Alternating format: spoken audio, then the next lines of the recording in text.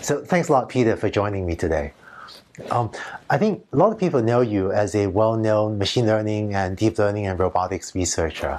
I'd like to have people hear a bit about your story. How did you end up doing the work that you do? Yeah, it's a good question. And actually, if you would have asked me as a 14-year-old what I was aspiring to do, it probably would not have been this. In fact, at the time, I thought being a professional basketball player would be the right way to go. Wow. I don't think I was able to achieve it. I feel the machine learning lucked out, that the basketball thing didn't work out. Yeah, that didn't work out. It was a lot of fun playing basketball, but it didn't work out to try to make it into a career. So what I really liked in school was physics and math. And so from there, it seemed pretty natural to study engineering, which is applying physics and math in the real world. And actually then, after my undergrad in electrical engineering, I actually wasn't so sure what to do, because literally anything engineering seemed interesting to me. Like understanding how anything works seems interesting. Trying to build anything is interesting. And in some sense, artificial intelligence won out because it seemed like it could somehow help all disciplines in some way. And also it seemed somehow a little more at the core of everything. Like if you think about how a machine can think, then maybe that's more the core of everything else than picking any specific discipline. I've been saying, AI is the new electricity. Sounds like the 14-year-old version of you had an earlier version of that even. Yeah. In the past few years, you've done a lot of work in deep reinforcement learning. What's happening? Why is deep reinforcement learning suddenly taking off? Before I worked in deep reinforcement learning, I worked a lot in reinforcement learning. Actually, with you, Andrew, at Stanford, of course. And so we worked on autonomous helicopter flight. Then later at Berkeley, with some of my students, we worked on getting a robot to learn to fold laundry. And kind of what characterized the work was a combination of learning that enabled things that would not be possible without learning, but also a lot of domain expertise in combination with the learning to get this to work. And it was very interesting because you needed domain expertise, which is fun to acquire, but at the same time it was very time-consuming. For every new application you wanted to succeed at, you needed domain expertise plus machine learning expertise. And for me, it was in 2012 with the ImageNet breakthrough results from Jeff Hinton's group in Toronto, AlexNet, showing that supervised learning all of a sudden could be done with far less engineering for the domain at hand. There was very little engineering about vision in AlexNet. Made me think we really should revisit reinforcement learning under the same kind of viewpoint and see if we can get the deep version of reinforcement learning to work and do equally interesting things as had just happened in deep supervised learning. And so, sounds like you saw earlier than most people the potential of deep reinforcement learning. So now looking into the future, what do you see next? What are your predictions for the next several ways to come in deep reinforcement learning? So I think what's interesting about deep reinforcement learning is that in some sense there is many more questions than in supervised learning. In supervised learning, it's about learning an input-output mapping. But in reinforcement learning, there is the notion of where does the data even come from? So that's the exploration problem. When you have data, how do you do credit assignment? How do you understand what actions you took early on got you the reward later? And then there's issues of safety. When you have a system autonomously collecting data, it's actually rather dangerous in most situations. Imagine a self-driving car company that says, we're just going to run deep reinforcement learning. It's pretty likely that car would get into a lot of accidents before it does anything useful. You need the negative examples to learn from, right?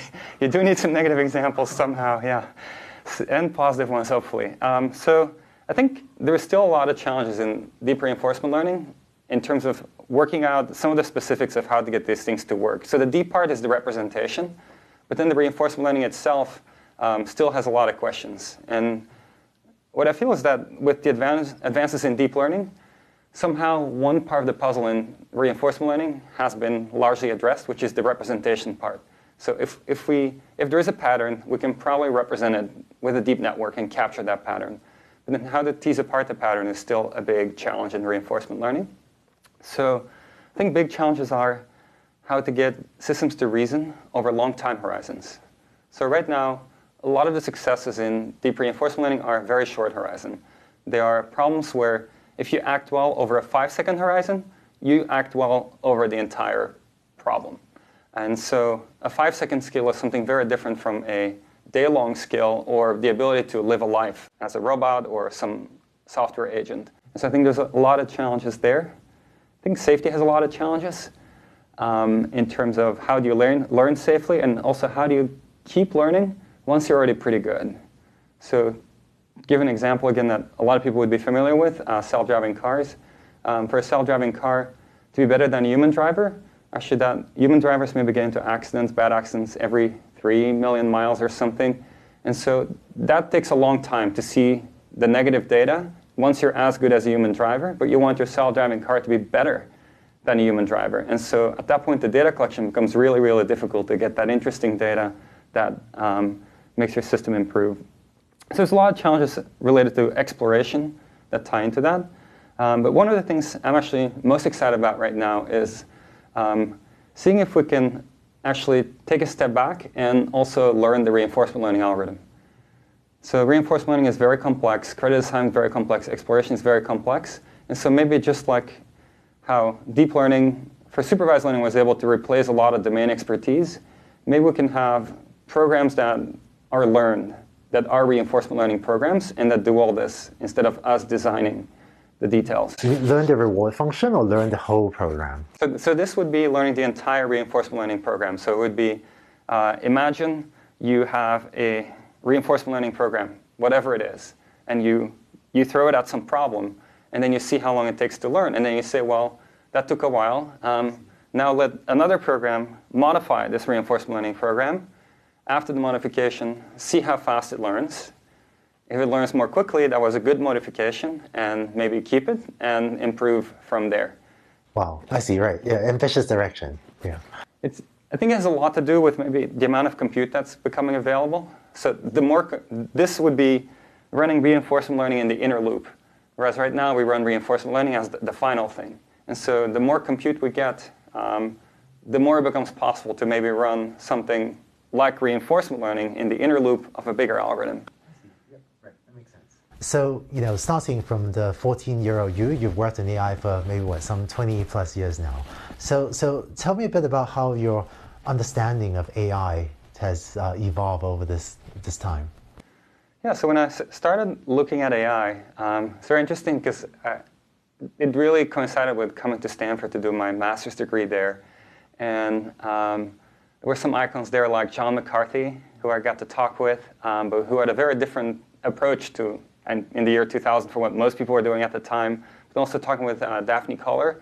And I think a lot of my initial thinking of AI was shaped by Daphne's thinking, her AI class, her probabilistic graphical models class, and kind of really being intrigued by how simply a distribution over many random variables and then being able to condition on some sets of variables and drawing conclusions about others could actually give you so much if you can somehow make it computationally tractable. Which was definitely the challenge to make it computable. And then from there, when I started my PhD, Andrew, you arrived at Stanford, and I think you gave me a really good reality check. That's not the right metric to evaluate your work by, and to really try to see the connection from what you're working on to what impact it can really have, like what change it can make, rather than what's the math that happened to be in your work. Right, that's amazing. I did not realize I'd forgotten that. Yeah, it's actually one of the things that I cite most often. People ask, what's if you're going to cite only one thing that has stuck with you from Andrew's advice? It's making sure you can see the connection to where it's actually going to do something. You've had and you're continuing to have an amazing career in AI. So for some of the people listening to you on video now, if they want to also enter or pursue a career in AI, what advice do you have for them? I think it's a really good time to get into artificial intelligence. It's if you look at the demand for people, it's so high. There are so many job opportunities, so many things you can do research-wise, build new companies and so forth. So I would say yes, it's definitely a smart decision in terms of actually getting going. A lot of it you can self-study, whether you're in school or not. There is a lot of online courses. There is your machine learning course. There is also, for example, Andrea Karpathy's deep learning course, which has videos online, which is a great way to get started. At Berkeley, there's the deep reinforcement learning course, which is all the lectures online. So those are all good places to get started. I think a big part of what's important is to make sure you try things yourself. So not just read things or watch videos, but try things out. With frameworks like TensorFlow, Chainer, Piano, PyTorch, and so forth. I mean, whatever is your favorite, it's very easy to get going and get something up and running very quickly.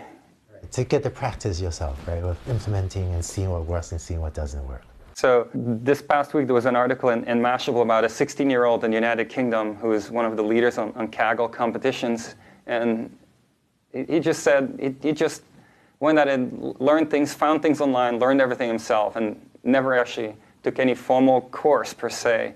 And there he is as a 16-year-old just being very competitive in Kaggle competitions. So it's definitely possible. Yeah, we live in good times, right, for people that want to learn. Absolutely. One question I bet you get asked sometimes is if someone wants to enter AI, machine learning, deep learning, should they apply for a PhD program or should they get a job at a big company? I think a lot of it has to do with maybe how much mentoring you can get. So in a PhD program, you're essentially guaranteed. The job of the professor who is your advisor is to look out for you, try to do everything they can to kind of shape you, help you become stronger at whatever you want to do, for example, AI. And so there's a very clear, dedicated person. Sometimes you have two advisors, and that's literally a job, and that's why they are professors. That's most of what they like about being professors often is helping shape students to become more capable at things. Now, it doesn't mean it's not possible at companies, and many companies have really good mentors and have people who love to help educate people who come in and strengthen them and so forth. It's just, it might not be as much of a guarantee and a given compared to actually enrolling in a PhD program where that's, the crux of the program is that you're going to learn and somebody is there to help you learn. Yeah, so it really depends on the company and depends on the PhD program. But absolutely, yeah. But I think it is key that you can learn a lot on your own, but I think you can learn a lot faster if you have somebody who's more experienced, who's actually taking it up as their responsibility to spend time with you and help accelerate your progress. So, you've been one of the most visible leaders in deep reinforcement learning. So what are the things that deep reinforcement learning is already working really well at? I think if you look at some deep reinforcement learning successes, it's very, very intriguing. For example, learning to play Atari games from pixels, processing these pixels, which is just numbers that are being processed somehow and turned into joystick actions. Then, for example, some of the work we did at Berkeley where we have a simulated robot inventing walking. And the reward that it's given is as simple as the further you go north, the better, and the less hard you impact with the ground, the better. And somehow it decides that walking/running is the thing to invent, whereas nobody showed it what walking is or running is. Or a robot playing with children's toys and learning to kind of put them together, put a block into a matching opening, and so forth. And so I think it's really interesting that in all of these, it's possible to learn from raw sensory inputs all the way to raw controls, for example, torques at the motors. But at the same time, so it's very interesting that you can have a single algorithm. For example, trust region policy optimization can have a robot learn to run, can have a robot learn to stand up, can have, instead of a two-legged robot, now you swap in a four-legged robot. You run the same reinforcement learning algorithm, and it still learns to run. And so there's no change in the reinforcement learning algorithm. It's very, very general. Same for the Atari games. DQN was the same DQN for every one of the games. But then when it actually starts hitting the frontiers of what's not yet possible is, well, it's nice it learns from scratch for each one of these tasks, but it would be even nicer if it could reuse things it's learned in the past to learn even more quickly for the next task. And that's something that's still at the frontier and not yet possible. It always starts from scratch, essentially. How quickly do you think you see deep reinforcement learning get deployed in the robots around us, or the robots they're getting deployed in the world today?